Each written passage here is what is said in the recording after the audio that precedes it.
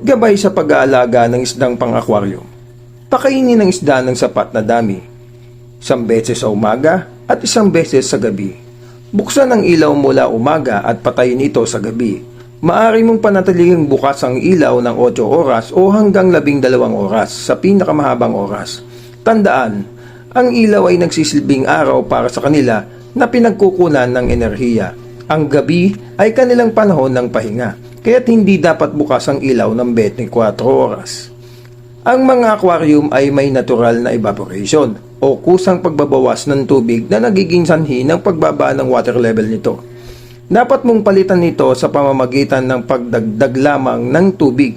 Sa saltwater aquarium, tabang lang ang gagamitin mo lamang dito.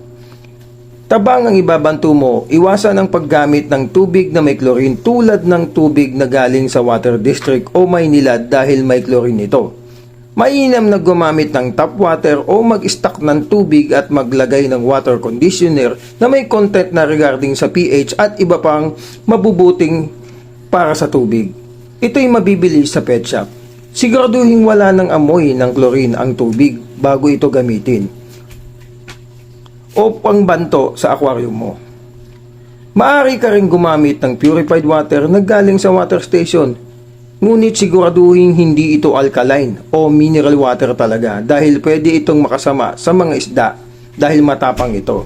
Tanging purified water lang ang dapat gamitin. Iwasan din ang sobrang paglilinis ng aquarium, lalo na ang filter, media at mga bato dahil nandyan ang mga beneficial bacteria na hindi dapat nawawala. Iwasan ang paggamit ng air purifiers kung meron, ilayo ito sa lugar kung saan nandoon ang aquarium mo. Iwasan din ang pag-spray ng insecticides o air fresheners sa area kung saan malapit ang iyong aquarium. Ang moisture nito ay maaring matangay papunta sa tubig ng iyong aquarium at makakalason sa iyong mga isda. Ugaliing mag-water change. Sa saltwater aquarium, mainam na gawin ito every other month dahil hindi ito madaling nadudumihan. Para sa pico o nano tank, palitan ng 80 to 90% ng tubig upang mapanatili ang tamang salinity level. Ang salinity ay dapat nasa pagitan ng 1.020 hanggang 1.025 na siyang ideal level para sa iyong mga isda.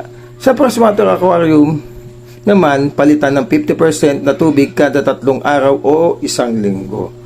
Ugaliing mag-check ng salinity o alat tubig kung saltwater fish ang alaga mo. Tuwing magbabanto ka, mag-check ng alat upang malaman kung bumababa o tumataas na ang salinity. Ang normal na salinity level ay nasa 1.020 hanggang sa 1.025, kagaya na nabanggit, na siya ang ideal level para sa iyong livestock. Gumamit ng refractometer para sa mas accurate na reading mo. Kung may iba ka pang katanungan, mag-message lang kayo. Basta't kayo ay aming suki at customer, sasagutin namin yan. Salamat, happy peacekeeping!